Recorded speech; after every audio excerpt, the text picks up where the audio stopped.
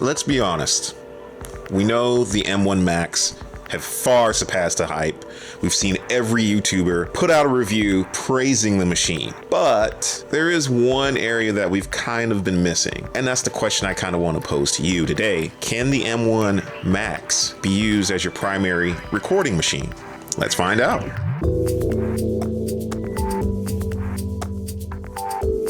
Hey everyone, my name is Jason and this is Working Class Music, where we try to give the best advice to every musician out there, whether you're playing arenas or playing in a basement.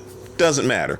We want to help you. Thanks for checking us out. Thanks for tuning in. With that said, I'd like to remind everybody that we are doing a giveaway for a HomePod Mini. Just remember to like, subscribe, and comment, because once we hit 1K subscribers, we're going to give away this HomePod Mini. So I've been playing around with the base model M1 MacBook Air, and I've been using it for the past couple of weeks as my primary recording computer, and the results are fascinating.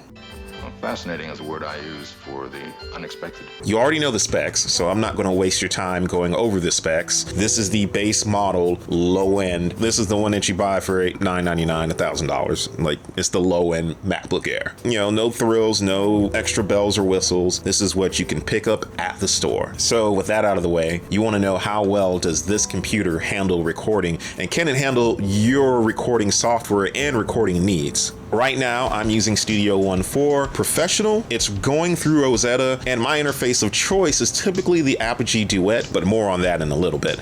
Opening up Studio One, I was amazed at how fast it boots up. Something that I was not expecting from a MacBook Air. Coming from my 10-year-old MacBook Pro, this is kind of impressive to me. So for my creative process, I tried to come up with a beat, and I tried to make it very simple just for this channel. With the old MacBook Pro that I used, I could barely get to 16 tracks without the thing choking up. But on this, I was pleasantly surprised. If you notice here, as far as the performance goes, it's not even a quarter of the way there. And this is just 25 heavy-duty tracks, as I like to call them, heavy-duty. As far as the plugins go, I use Easy Drummer 2 and Isotope Ozone. Those are the only things that I use outside of basic editing and some of the stock plugins that come with Studio One.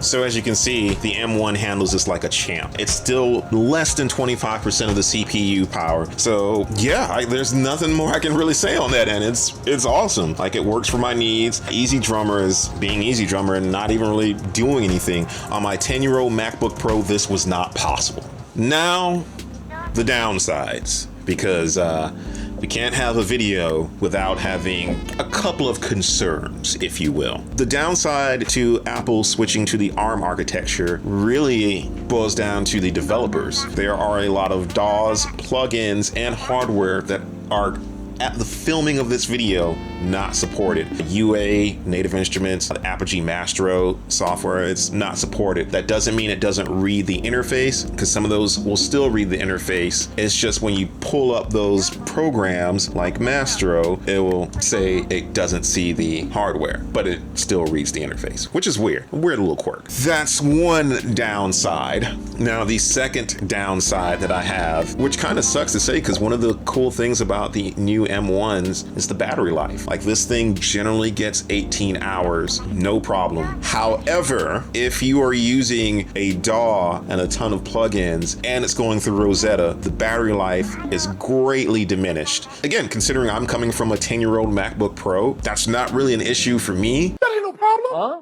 That ain't no problem. Well, I would gladly sit 6 hours in my bed working on music, but for some, that might be a problem. I know there's a couple of versions of Pro Tools that are currently not supported, so if you're a big Pro Tools user and you like using something like Pro Tools First, you might have a little bit of issues with that. So, with that said, and those concerns out of the way, the question that I posed at the beginning of the video, I can pretty much answer. Can the M1 MacBook Air be your primary music production computer? Yeah, this thing's a power horse. Did you say power horse? Yeah, I did. That's why I commented. So I was like, I didn't write that. What the fuck is a power horse? It's powerhouse. Power, I know.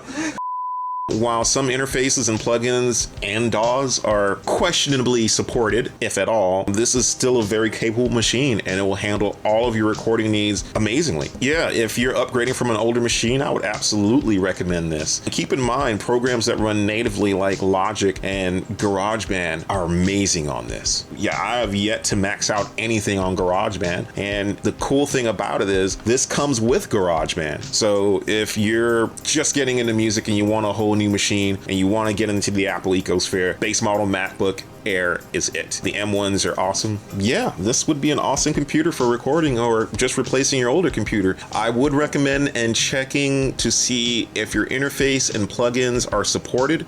Most vendors like UA, Native Instruments, and Apogee are all online, obviously, in this day and age, and they all have information on their website that will let you know when the update is coming, because that's kind of one of the key things you should do before purchasing a new computer. Again, just like, subscribe, and comment, because we are still giving away this guy when we reach 1,000 subscribers. So yeah, subscribe. Let us know how we're doing. Thanks for checking us out. We are Working Class Music. Did you show you have a catchphrase? Excelsior! Engage. Hasta la vista, baby. Laters. Take it with you. That was too close. You were almost a jibble sandwich.